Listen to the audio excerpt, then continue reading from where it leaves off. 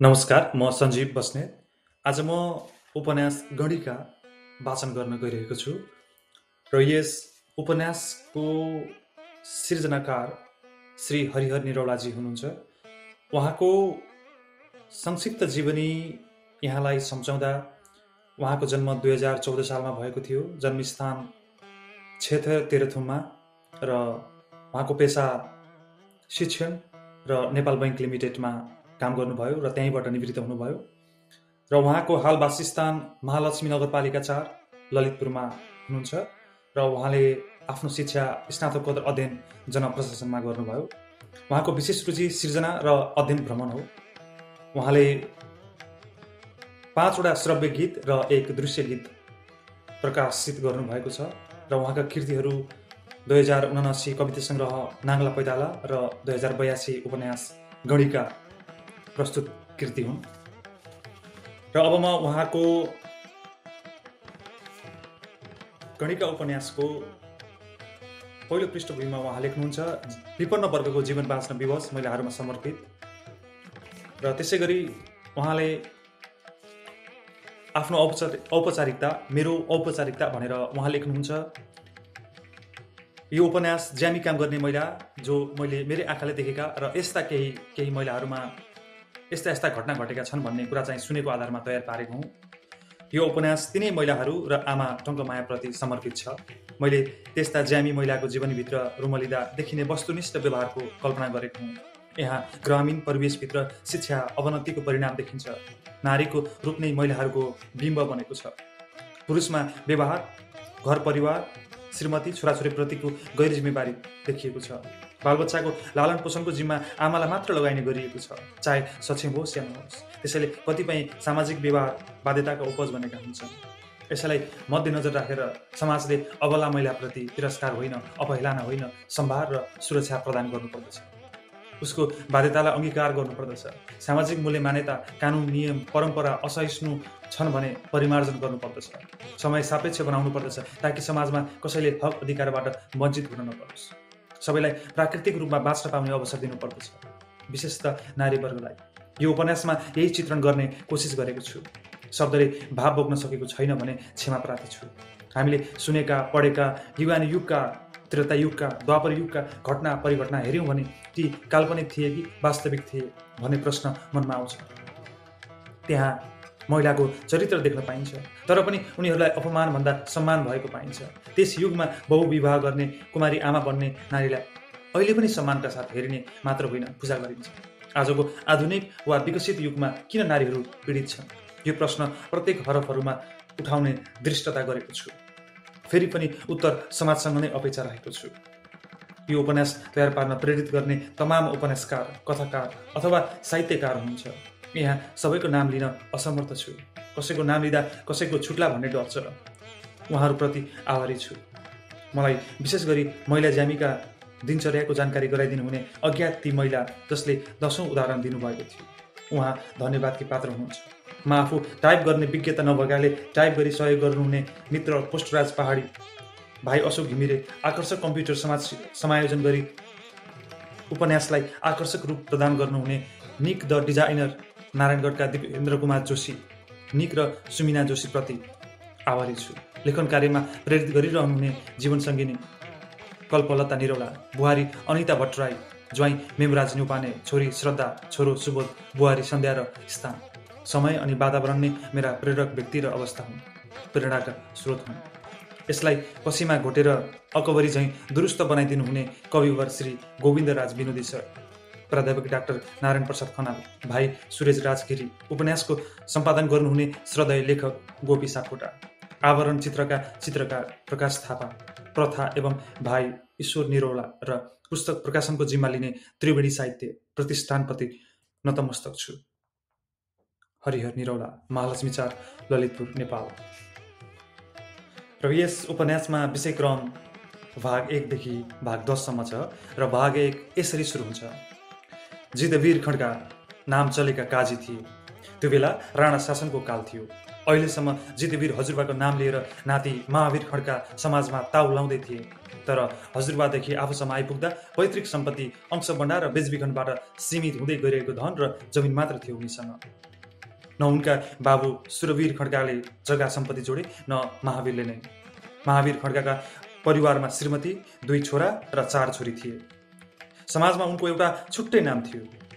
नाम मात्रै भएर के गर्नु, आफूसँग भएको जमिनमा लगाएको बालीले वर्षौं दिन पनि पाल्न दौडौ थियो। श्रीमती परिश्रमी भएको कारणले गाई, बाख्रा, हाँस, कुखुरा पालनबाट केही भर्तेक हुन्थ्यो घर व्यवहारमा। महावीरले छोराछोरी पढाउन सकेन। गाउँ पनि दुर्गम थियो, विद्यालय पनि नजिक थिएन। अलिक टाढा भएको विद्यालयमा जेठी छोरी र जेठो छोरालाई भर्ना गरेका थिए, तर अरू छोरीहरूलाई पढाउने हैसियत राख्न सकेका थिएन। पछि नजिकै विद्यालय खोलेपछि सबैभन्दा कान्छो छोराले चाहिँ साक्षर हुने मौका पाएको थियो। माइली र साइली छोरीको विद्यालय जाने उमेर गइसकेकाले विद्यालय भर्ना गर्न। यहाँ महावीर खड्काले छोरा र छोरीमा भेदभाव गरेका थिए। सामाजिक कुसंस्कारको अवशेष शेष नरहन दिएका थिएन। श्रीमतीलाई यो कुरा मन परेको थिएन।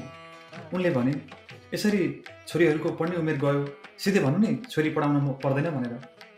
श्रीमतीले कुरा ठिकै गरे पनि आफू तल नपर्ने अभिप्रायले महावीरले झर्किँदै पनि 10-12 वर्षका भइसकेका छन्, कखरा चिन्नलाई त 4-5 वर्षसम्मका हुँदा राम्रो।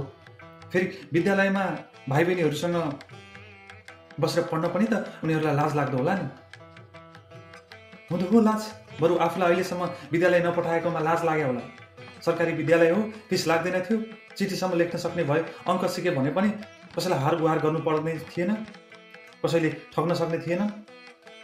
ल मैले माने, बाहिर पठाएर ठुलो कक्षामा पढाउन सकिने होइन, साक्षरसम्मका लागि यही घरको छेउमा पढाउनु पर्ने थियो। अहिले जस्तो तैँले पनि पहिले समयमै नै भनेको भए के बिग्रिन्थ्यो र? जे भयो भयो, अब छोरीहरूलाई सोधौँ, अझै विद्यालय जान्छन् भने पठाइदिउँ, महावीरले भने। छोरीहरू माइली र साइली विद्यालय नजाने भए, किनकि उनीहरू घाँस दाउरा गोठालो जान अभ्यस्त भइसकेका थिए। बाङ्गो भइसकेको रुख कहाँ सोझो हुन्थ्यो र? चेतना नभएको भनौँ या चेतनाले नडोर्याएको भनौँ, महावीरले 5 सन्तानलाई ईश्वरको वरदान सम्झेका थिए। कान्छी छोरी सानै थिए। जेठो छोरो र जेठी छोरी पहिले नै टाढाको विद्यालयमा पढेर साक्षर मात्र भएका थिए। पैतृक सम्पत्तिको अभाव थियो। बाबुआमाले धन आर्जन गर्न सकेका थिएनन्। छोराछोरीलाई उचित शिक्षा दिन सकेनन्। त्यसैले छोराछोरीले दुःख पाउनु स्वाभाविक थियो।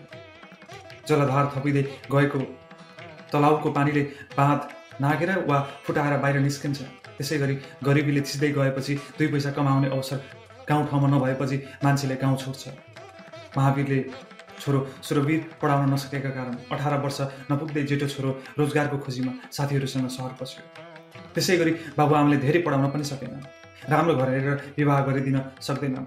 समाजमा पनि प्रतिष्ठा घट्दै गएपछि कुनै कुरा पनि चाहे जस्तो हुँदैन भन्ने सोचेर नै जेठी छोरी 16 वर्ष नपुग्दै आफै विवाह गरेर अलिक टाढाको गाउँमा गए। छोरीको चालचलन व्यवहार हेर्दा उताउली लागेर आमाले बुझ्न खोजेकी थिइन्। ए ठुली, त हिजो आज गाई लिएर पनि छिट्टै निस्किन्छेस्, साँझ पनि ढिलो गरेर आउँछेस्, घाँस दाउरा जाँदा पनि त्यस्तै गर्छेस्, किन? छिटो जाँदा ढिलो आउँदा के भयो र? झन् राम्रो हुन्छ। गाई बस्तु अगाएर आउँछन्, घाँस दाउरा पनि धेरै आउँछ। धेरै बाटी नभन्, वैँस चढे जस्तो देख्दैछु। वैँस नचढेर के चढोस् त नि? हात्ती घोडा चढ्न पाइने होइन? सबै दिन नचढे पनि एक दिन त घोडामा चढ है, इज्जत चाहिँ राखेस्। कस्तो इज्जत? मुखमा माड लाउन गाह्रो भइसकेको छ। के अहिलेसम्म भोकै छस् र? सुटो पिटोले भए पनि पेट भरिदिएको छ? भयो, धेरै कुरा सुन्दिनँ। यस्ता सवाल जवाब आमा छोरी बीच धेरै पटक चलेको थियो।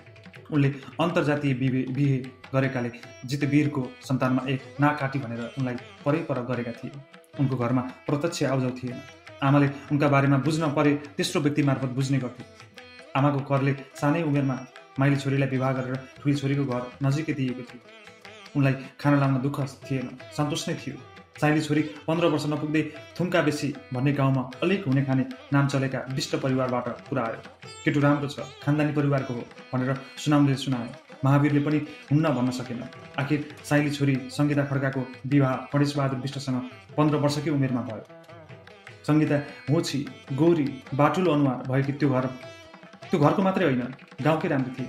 उनको रूपकै कारणले विष्ट परिवारले मन पराएका थिए।